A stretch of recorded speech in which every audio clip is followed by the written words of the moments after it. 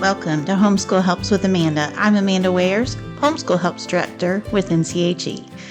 So today we are going to tackle the topic of homeschooling during hard times. So I think a lot of us, myself included, have sort of an idealistic view of homeschooling and think, oh, it's always going to be sunshine and rainbows. It's always going to be good times. And if something hard comes along, then it must be homeschooling's fault. And therefore, we should just put the kids in school to make things better. But I hope in this video to encourage you that that is not always or even often the best choice. And truthfully, it will not often or hardly ever will it fix the hard. There are so many ways to approach difficult times and to still be able to thrive in your homeschool situation, even if times are awful and tragic and hard and whatever. There are so many ways to be creative, to be flexible. So that's what I'm going to hopefully encourage you with today, with a few stories just from my own homeschooling journey. I really could probably go on and on for hours about different difficult situations and how I handled them, or how people I know tackled those difficult situations in their homeschooling journey. So let's talk first about, what do you do? How do you homeschool when the budget is not as expensive as you would like it to be, right? What do you do when there is literally no budget? I've been there. There are so many ways, so many things to do. First off, I encourage you, utilize your library.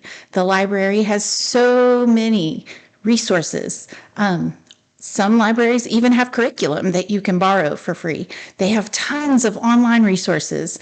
Of course, just the literature that you can get from the library. There's so many options. For several years, I scrounged up enough money and went to used curriculum sales and got things off the free table. A lot of times there'll be a table that people just want to not bring things home, so they give them away. That's an option. Look at that always. And then, so if I could get maybe a teacher's manual for really inexpensive at that used curriculum sale or on that free table, then I could get all the books to go with it from my local library. So that's an option. Another option is really trading with somebody. You can just ask. A lot of times people around you may have resources that they would love to share with you.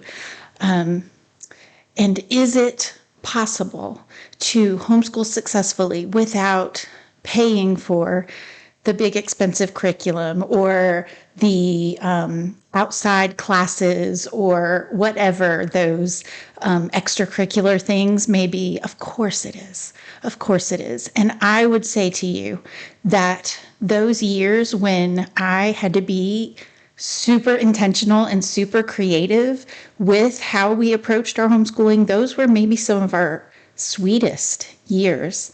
And maybe because I was sort of forced to be so intentional and so creative. We did field trips to places that were free and things like that. There's just a lot of resources out there. You just maybe need to get creative, be flexible, and don't be afraid to ask, because there are so many people around you that you may not even know that would love to help, to share. So that's the first difficult situation.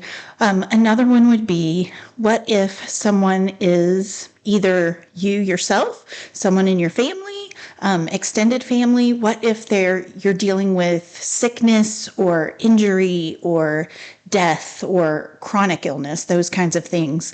What do you do then? How do you homeschool when you're faced with that kind of situation? Well, you keep going. You keep going. It's entirely possible.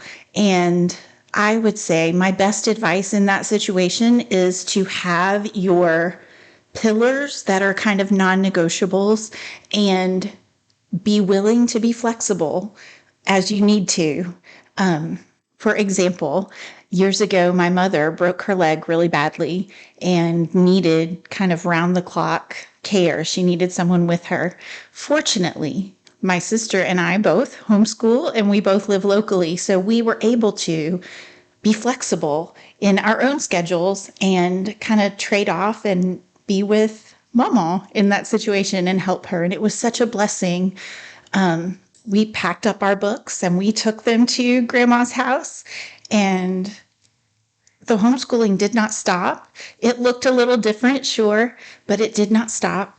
And at the end of that time, it was really sweet, I think. We were able to look back and see, oh, this was such a blessing to be able to be flexible in our life, in our routine, to help someone who really needed help.